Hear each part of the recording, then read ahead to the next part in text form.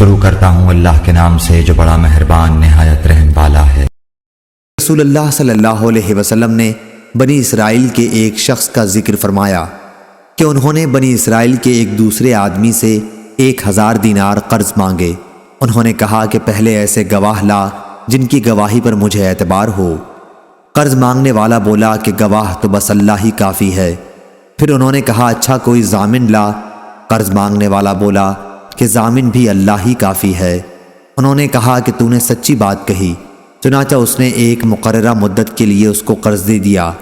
یہ صاحب قرض لے کر دریائی سفر پر روانہ ہوئے اور پھر اپنی ضرورت پوری کر کے کسی سواری کشتی وغیرہ کی تلاش کی تاکہ اسے دریا پار کر کے اس مقررہ مدت تک قرض دینے والے کے پاس پہنچ سکے جو اس سے طے پائی تھی اور اس کا قرض ادا کر دے، لیکن کوئی سواری نہیں ملی۔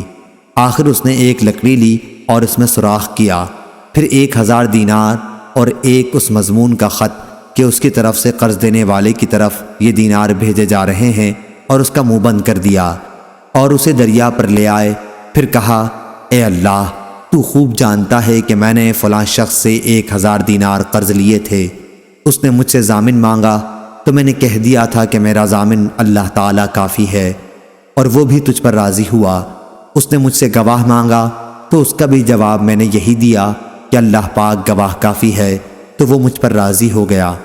اور تو جانتا ہے کہ میں نے بہت کوشش کی کہ کوئی سواری ملے جس کے ذریعے میں اس کا قرض اس تک مدت مقررہ میں پہنچا سکوں، لیکن مجھے اس میں کامیابی نہیں ہوئی، اس لیے اب میں اس کو تیرے ہی حوالے کرتا ہوں کہ تو اس تک پہنچا دے۔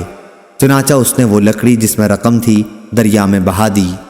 اب وہ دریا میں تھی اور وہ صاحب قرضدار واپس ہو چکے تھے، اگرچہ فکر اب بھی یہی تھا کہ کسی طرح کوئی جہاز ملے جس کے ذریعے وہ اپنے شہر میں جا سکیں۔